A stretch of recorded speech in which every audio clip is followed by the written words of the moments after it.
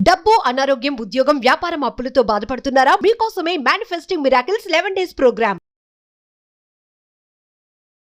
నమస్తే, welcome to Suman TV. ప్రస్తుతం మనతో పాటు ఉన్నారు business analyst, financial analyst Nandi Rameshwar Rao గారు.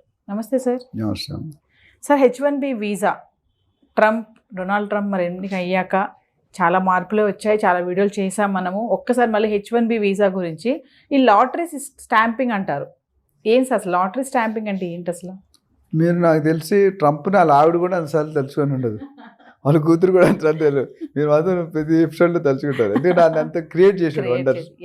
సో ట్రంప్ గురించి ఎంత మాట్లాడుకున్నా తక్కువే. ఎలాన్ మస్క్ ఎలాగన్నా ఈయన కూడా మీకు తెలిసిన రియల్ ఎస్టేట్ బ్యాక్గ్రౌండ్.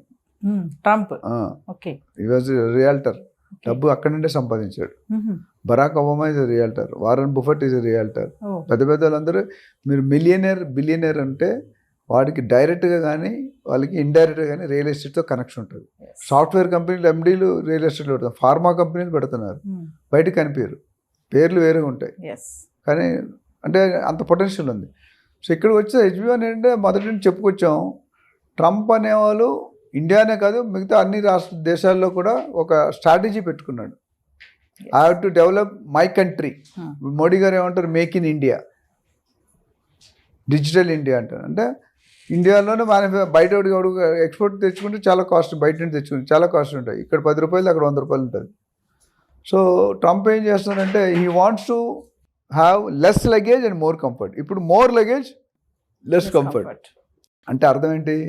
లక్షల మంది ఇతర దేశాల నుండి ఇల్లీగల్గా ఎంట్రీ అయిపోతున్నారు. నాకు తెలిసిన ఒక కజిన్ ఉన్నాడు, ఆయన ఒక రెస్టారెంట్ మెయింటైన్ చేస్తున్నాడు. ఆయన he work for a good multinational పెద్ద కంపెనీ. 12 మంది వర్కర్లు ఇల్లీగల్గా వచ్చారు హోటల్ మెయింటైన్ చేయాలి. వాళ్ళకి నెలకి $2,000 ఎంతో ఉంటాయి, చాలా తక్కువ salary. So what illegal maintain చేయాలి, దొరికిపోతే వెళ్ళిపోతారు. అలాగే వందలు ఆల్ పెట్రోల్ పంప్స్, హాస్పిటల్స్, ఈ రెస్టారెంట్స్ అన్నిట్లో కూడా, రిసార్ట్స్ కానీ ఇవన్నీ కూడా ఇల్లీగల్ చాలా మంది. లో క్లాస్ వర్కర్స్, స్కిల్డ్ కాకుండా అన్స్కిల్డ్ నేను చెప్పేది. సో అందరూ అనేక ఫస్ట్ టర్మ్లో 20% వరకు అయింది, అక్కడ దిగిపెట్టిన తర్వాత ఆయన అనుకుని సాధించలేకపోయాడు. ఈసారి రావడం దాన్ని పెట్టాడు, కత్తి దాని మీద పెట్టాడు. First signature or second I will make on immigration. ఇన్ని లక్షల మంది ఫిల్టర్ చేద్దాం. నాకు తెలిసి ఆయన ఉన్న 4 సంవత్సరాల్లో ఇప్పుడు 14 లక్షలుగా అనుకున్నామన్నా, మేబీ అది 30-40 lakhs దగ్గర కూడా వెళ్ళొచ్చు. ఎందుకంటే మొత్తం అందరినీ ఏరడం మొదలు పెడితే చాలామంది దొరికిపోతారు. ఇప్పుడు ఎంతోమంది ఉద్యోగాలు లేకుండా డమ్మీ శాలరీస్ మీద సర్వైవ్ అవుతున్నారు. అంటే అక్కడ ఉండాలంటే రూల్ ఉండాలి కాబట్టి కంపెనీని మాట్లాడే ఏజెంట్స్ ఉంటారు, వాళ్ళు వచ్చినట్లు వాడుకో తీసుకొని మనకు ఇప్పుడు రిక్రూటర్స్ ఉంటారు కదా హైరింగ్, వాళ్ళు ఏం చేస్తారు, మీ దగ్గర ఏం తీసుకోరు, వాళ్ళ దగ్గర మాత్రం తీసుకుంటారు శాలరీ. ఇంత పెట్టిస్తాను, ఇంత నాకు ఇవ్వాలి. అదే జరుగుతుంది మనకి. అమెరికా క్రేజీ మోజు ఉంది కాబట్టి మనం ఏవైనా చేస్తాం. సో H1B వేసి మీరు లాటరీ సిస్టమ్ అడిగారు కదా, జనరల్ నాకు తెలిసి 1:4 అంటే లాటరీలో 100 మంది వేస్తే అందులో 1:4 అంటే 40 మంది. 40 40లో 10 మంది. ఆ లక్కీ ఎవరితో, దాంతో చదువు దీంతో సంబంధం లేదు, అందులో తగిలితే అంటే ఎలిజిబుల్ ఉన్న వాళ్ళే లాటరీ వేస్తారు. ఆ లాటరీ వేసి ఎవరైతే సెలెక్ట్ వాళ్ళకే వీసా ప్రొవైడ్ చేస్తారు, H1B వీసా. అది ఒక. రెండో కండిషన్ ఏం పెడుతున్నాడంటే బర్త్ రైట్ సిటిజన్. అక్కడ ఏంటంటే ఇంతకు ముందు ఎవరైతే సిటిజన్ ఉండి అమెరికాలో ఉండి పిల్లలు పుడితే వాళ్ళకి కూడా సిటిజన్షిప్ వచ్చి గ్రీన్ కార్డ్ వచ్చేసేది. ఇప్పుడు దాని మీద కోత పెట్టాడు, కొరడా. ఎందుకంటే ఇప్పుడు పుడితే వాళ్ళకి ఎలిజిబిలిటీ లేదు అంటే they have to come out of the country. వాడి కోసం వీడియోలు పోతారు. ఇప్పుడు పిల్లలు అక్కడ పంపించలేము కదా, వెరీ రేర్. చిన్నపిల్లలు ఉంటే అక్కడ ఎక్కడ పంపిస్తారు, ఆయాలు కూడా అవన్నీ పనిచేయవు. So you have to leave the country and go. So అది ఒక వే. మూడోది, ఈ కంపెనీస్కి ఏం చెప్పాడు, ఇంపోర్ట్ ట్యాక్స్ పెంచేస్తాను, మీరు కానీ సరిగ్గా మనం చెప్పిన రూల్స్ ఫాలో కాకపోతే ఇంపోర్ట్ ట్యాక్స్ మీద ఎక్కువ ఇన్పుట్ చేస్తున్నాడు. 25%, 50%, అవి లేదు 100%.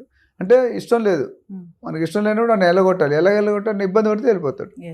మనకి ఇప్పుడు ఇండియాలో 100% EOU అని ఉండేది ఒకప్పుడు. 100% EOU, ఎక్స్పోర్ట్ ఓరియంటెడ్ యూనిట్. వాళ్ళకి ఎవరైతే మన ఫారెన్ విదేశీ కరెన్సీ ఇండియాకి తెచ్చుకుంటే ఒక స్కీమ్ ఇచ్చారు, అంటే ఒక స్పెషల్ రికగ్నిషన్. ఫారెన్ కరెన్సీ అంత ఈజీగా రాదు, అందుకనే ఇండియాలో మ్యానుఫ్యాక్చర్ చేసి బయట మాత్రం ఇక్కడ అమ్మడానికి లేదు, లోకల్ అమ్మకూడదు, అమ్మితే అది కేసు. అలా కొన్ని వేల కోట్లు సంపాదించారు పెద్ద పెద్ద కంపెనీలు. SEZ and special economic zones. అందులో ఇప్పుడు SEZ అంటారు, ఐటీ పార్క్స్ కానీ కొన్ని కంపెనీలకి వెళ్ళి ఇప్పుడు అన్ని కంపెనీలకి SEZ అంటే ఇప్పుడు ఫార్మా కంపెనీ అంటే ఎగ్జామ్షన్ ఉంటుంది. మీ బెస్ట్ ఎగ్జాంపుల్ పోచారం ఉందా? అంత 20 years బ్యాక్ మీకు పోచారం తెలుసా? పోచారం తెలుసు. 20 years బ్యాక్ ఎవరు తెలియదు. కొల్లూరు కానీ మోకిలా కానీ ఎవరికైనా తెలుసా? ఉన్నది ఎవరికో ఇప్పుడు ఫేమస్. పోచారంలో ఇన్ఫోసిస్ వెళ్ళింది. ఇక్కడ నుండి పోచారం ఎంత దూరం తెలుసా? Almost 2 hours journey. ఎందుకు మరి అక్కడ పెట్టి ఎంప్లాయీస్ దొరకరుగా? Government is encouraging these SEZs. ఎందుకంటే వాళ్ళు రిస్క్ తీసుకొని అంత దూరంగా అకామిడేషన్ కానీ ట్రాన్స్పోర్ట్ పెట్టి చేసుకుంటారు, కాస్ట్లీ. సో వాళ్ళకి ట్యాక్స్ హాలిడే ఇస్తారు. సెంట్రల్ ఎక్సైజ్ కానీ, కస్టమ్స్ కానీ, సర్వీస్ ట్యాక్స్ కానీ, సేల్స్ ఇవన్నీ ఏమన్నా అన్నిటికీ 10 సంవత్సరాలు హాలిడే. అంటే వీళ్ళు కట్టకరా, అదే 30-40% అది. ఇప్పుడు మన అదానీ అంబానీ కూడా ఏపీకి వచ్చినప్పుడు వాళ్ళు ఏమడిగారంటే, మేము ఇండస్ట్రీ డెవలప్ చేస్తాం, ఎంప్లాయ్మెంట్ డెవలప్, మాకు రాయితీలు ఇవ్వండి, రిజిస్ట్రేషన్ డ్యూటీ తగ్గించండి, ట్యాక్సులు తగ్గించండి, ట్యాక్స్ హాలిడే ఇవ్వండి, మీ లోకల్లోనే ఎంప్లాయ్మెంట్ పెట్టుకున్నాం. సో అది కుछ पाने के लिए कुछ कोना है. HB1 ఉద్దేశం అంటే స్ట్రైట్ అవే ఈ wants to cut number of so money అని టార్గెట్ పెట్టుకున్నాడు. బయట స్లోగా వస్తుంది. ఆ టార్గెట్లో ఈ లక్కీ సిస్టమ్ తీసారనుకోండి ఇంకా టఫ్ అయిపోతుంది. ఇందులో కొంతమంది కొద్దిగా స్లో డౌన్ ఉన్న తక్కువ నాలెడ్జ్ ఉన్న వెళ్ళిపోతారు లాటరీలు. ఇప్పుడు వెళ్ళలేరు. స్ట్రిక్ట్గా స్కిల్స్ ఉంటేనే, స్కిల్డ్ వర్కర్ అయితేనే సెట్ అవుతాడు. ఈ ఫేక్ సర్టిఫికెట్లు ఉంటాయి కదా చాలా, మనం తక్కువ కానీ మిగతా చిన్న చిన్న కంట్రీలు ఫేక్ సర్టిఫికెట్ మీద వెళ్ళిపోతారు లోని. అంటే దే విల్. నాకు ఒకసారి పెద్ద ఆస్ట్రేలియన్ కాల్ వచ్చింది. ఆస్ట్రేలియన్ కాల్ వచ్చి కంపెనీ ఐడి పెట్టాడు. ఐడి పెట్టి మీ సర్టిఫికెట్లు అన్నీ పంపించండి అన్నాడు. నాకు డౌట్ వచ్చి మా యూఎస్లో ఫ్రెండ్ ఉంటే అడిగి ఇట్లా పంపించొద్దు అన్నాడు. ఎందుకంటే మీరు పంపిస్తే మీకు జాబ్ రాదు. అటు లెటర్ అంటే డూప్లికేట్ జీమెయిల్ ఐడిలో కంపెనీ అంటే ఒక్క డాట్ ఒక వర్డ్ మార్చాడు. మనకి దూరం నుంచి చూస్తే గూగులే ఉంటుంది. గూగుల్ పక్కన ఏదో యాడ్ చేసాడు తెలియదు, సఫిక్స్ ప్రిఫిక్స్ లాగా. అది పెడితే ఏం చెప్పి మీ సర్టిఫికేట్ తీసుకెళ్తే వేరే వాడు ఫోటో పెట్టేసి ఆ సర్టిఫికేట్ వాడు అడుగుని పంపించేస్తాడు. అందుకని పంపించమంటారు. సో నేను లక్కీగా పంపించలేదు.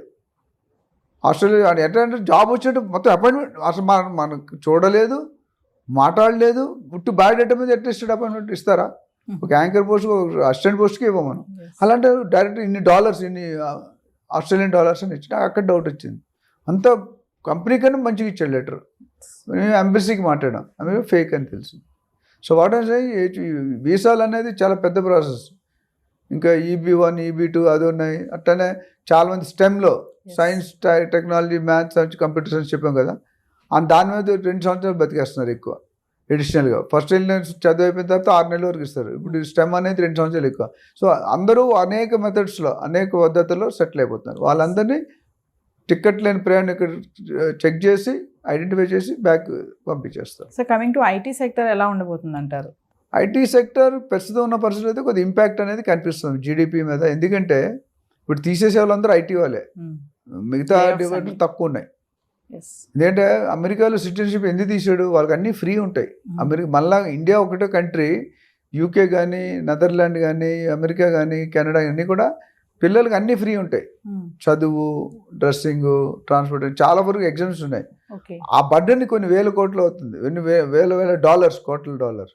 అది తగ్గిస్తున్నాడు. ఎందుకంటే వాళ్ళ ఉద్దేశం ఏంటి? రెసిషన్ రాకుండా ఉండాలంటే ఎకానమీ ఖర్చు తక్కువ పెట్టాలి. మీరు ఇంట్లో మీరు ఇద్దరు ఉంటే ఒక ఖర్చు అవుతుంది, నలుగురు ఉంటే ఒక ఖర్చు అవుతుంది, చుట్టాలు వస్తే వేరే ఖర్చు అవుతుంది. ఆ చుట్టాలకు 2 కూరలు పెట్టాలా, 1 కూర పెట్టాలా, మీ బడ్జెట్ మీద ఉంటుంది. వెజ్ పెట్టాలా, నాన్ వెజ్, మీ బడ్జెట్లో అయితే ఏం చేస్తారు?